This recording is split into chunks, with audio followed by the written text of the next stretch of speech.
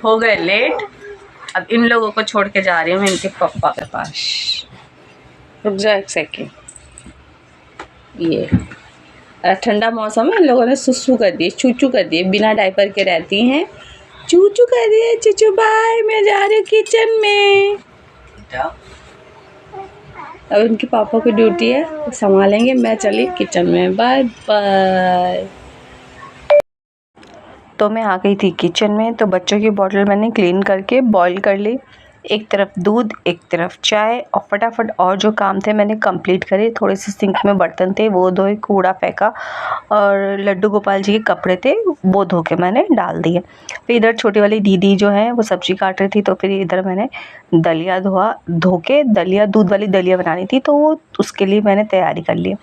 तब तक मेरा किचन का काम कंप्लीट हो चुका था। रोटी बन गई थी, दाल बन गया था, चावल बन गया था, सब्जी बन गई थी, ऑलमोस्ट सारा काम हो गया था, सिर्फ सफाई बाकी थी। तब तक मैंने इसकी मालिश करी, उसकी भी मालिश हो चुकी है, वो सो गई है, इसकी मालिश हो रही है और इसका सोना बाकी है। अब मेरा नीचे का काम ऑलमोस्ट कंप्लीट हो गया, बच्चों को सिर्फ खिलाना और नहलाना है। और मैं आ गई थी अपने रूम में, और मेरे रूम की हालत कुछ इस तरीके से थी, क्योंकि ये सिरहाना हटा है, सिरहाना हटने की वजह से कपड़े इधर उधर हो गए हैं सारे। और मैं रोज़ सोचती हूँ ठीक करूँ, लेकिन टाइम ही नहीं मिल पाता है, तो नहीं हो पाता है। तो सारे कपड़े बेड पे आ गए थे, और मैंने आज क्या किया, उसको समेट के रख दिया, बस उसको मेरे को एडजस्ट करना है। पापा जी फिर इनके बाद जो फिर बच्चों को खिलाना था, संडे था तो ये घर पे थे, तो इन्होंने मेरी हेल्प कर दी खिलाने में।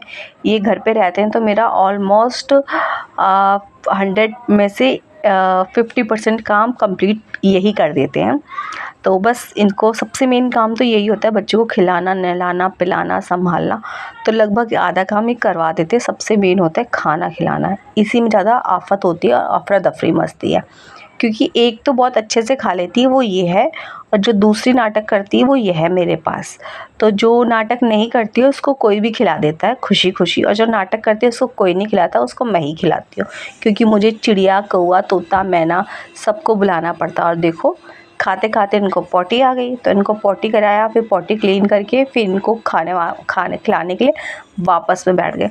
चाहे सुबह हो, चाहे शाम हो, चाहे दोपहर हो, कभी भी खाने के टाइम ये बहुत नौटंकी करती हैं। तो ये खिला रहे थे इसको और मैं खिला रही थी उसको। तो बस इस तरीके से खाना वाना खिला के दिन भर का काम कंप्लीट हुआ। फिर शाम को खाना वाना बना लिए, चाय वाय पी लिए, फिर शाम का काम भी सेम ही था। फिर शाम को वापस से खाना पीना, अभी इस समय ये खा चुकी है, शाम का है, इसको मैं खिला रही हूँ। वो एक 10 मिनट लगते हैं उसको खाने में, लेकिन इसको आधा घंटा लगता है खाने में। कौन कौन अपने बच्चों को खाना खिलाते समय परेशान हो जाता है, मुझे ज़रूर बताना। मेरे पास ट्विन्स है, लेकिन दोनों अलग अलग है।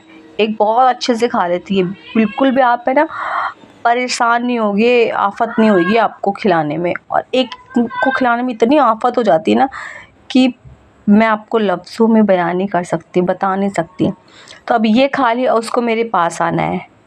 अब बताओ मैं कैसे क्या करूँ, उसको खिलाऊं या उसको अपने पास लूँ? नहीं कर सकती ना दोनों काम एक साथ।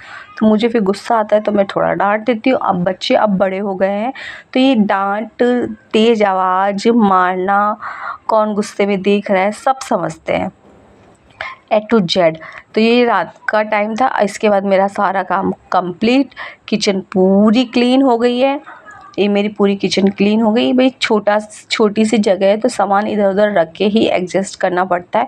ये यहाँ पे मैंने अपना खाना निकाल लिया। मैं अब ऊपर जाऊँगी, ऊपर जाके आराम से खाऊँगी, क्योंकि यहाँ पे आगे इस रूम में आ गए हैं बड़े वाले भैया। तो मैं किचन का काम कंप्लीट करके, क्योंकि सब लोग ऊपर जा चुके थे, और फिर मैं भी ऊपर आ गई